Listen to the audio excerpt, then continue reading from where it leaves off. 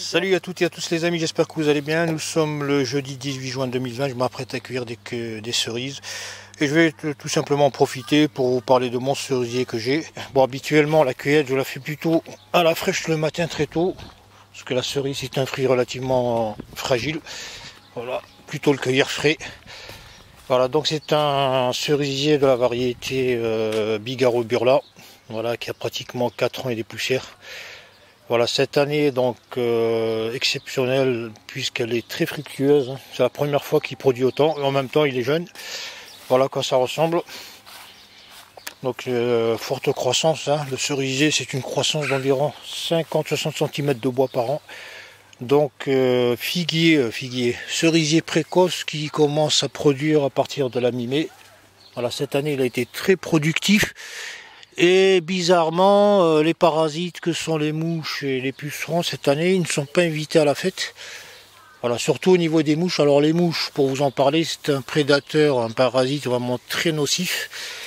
Alors c'est juste une mouche qui est très petite, qui doit faire entre 4-5 mm de long, pas plus, qui vient, pondre sa descendance dans le fruit. Alors j'ai cherché pas mal, apparemment je n'en ai pas trouvé.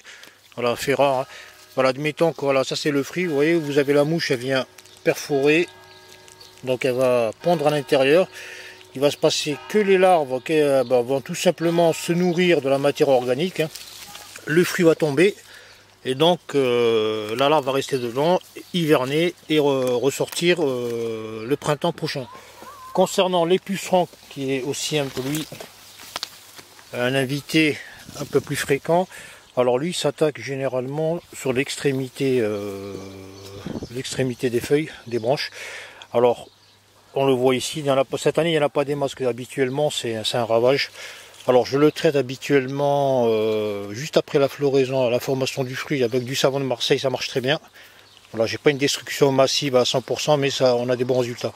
Voilà comment ça se présente, la présence du puceron sur les feuilles de cerisier. Donc on ne trouvera jamais ici. Voilà, chez moi du moins, par observation. Je ne peux pas en faire une généralité, mais habituellement c'est toujours à l'extrémité.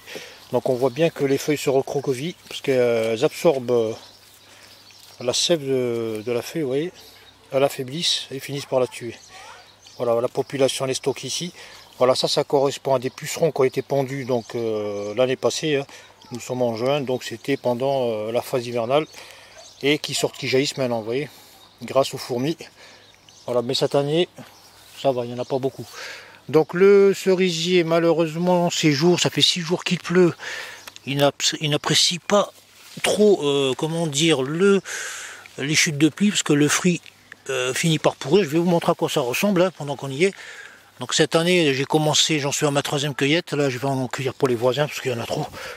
Donc j'en profite pour en donner aux gens, parce que franchement, venir à bout d'une production de cerisier, il faut vraiment être soit morphale, soit vraiment aimer les cerises, quoi.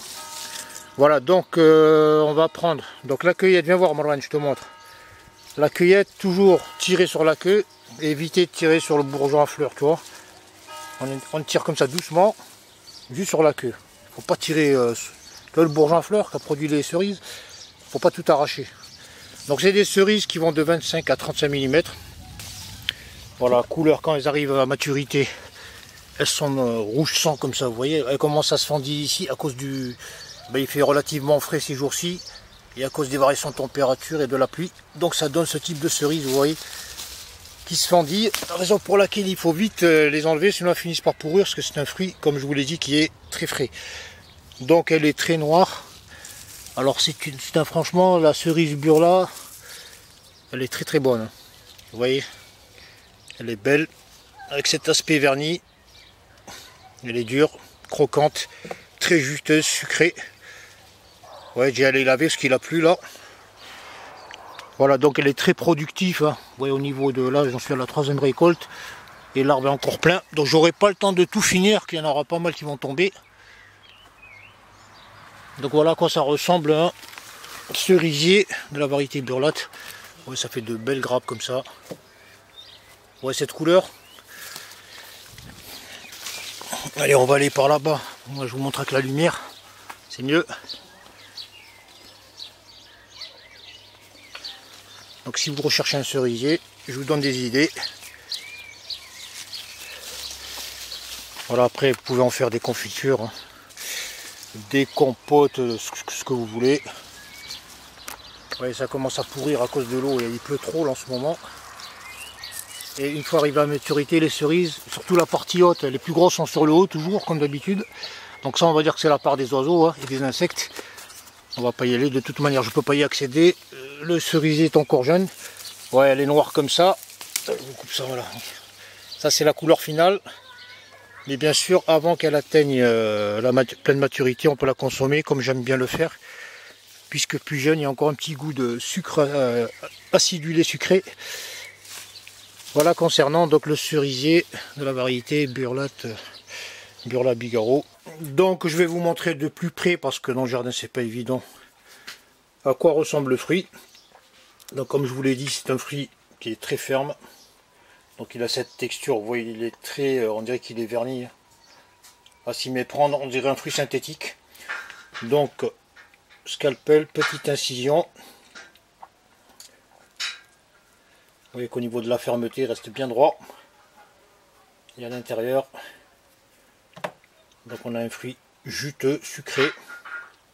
Alors cette année, je vous le répète, récolte exceptionnelle. Je pense que c'est dû au Covid. Hein, parce que mine de rien, 2 mois et demi sans pollution routière, portuaire, aéroportuaire. Je vous dis pas au niveau de la végétation, voilà. Donc très juteux. Ouais, je vais le presser. Voilà, c'est un fruit, il est très juteux. On peut faire du jus de cerise avec. Regardez, un seul fruit, qu'est-ce que ça donne? Ouais, rouge sang. Hein. Ouais, c'est du colorant, c'est rouge comme du sang. Voilà, voilà les amis, pour ce qui est de ce fruit, ça je vais le mettre dans ma bouche. Il n'y a pas de petites économies les amis. Et je vous dis les amis, à très bientôt. Allez, hasta la vista.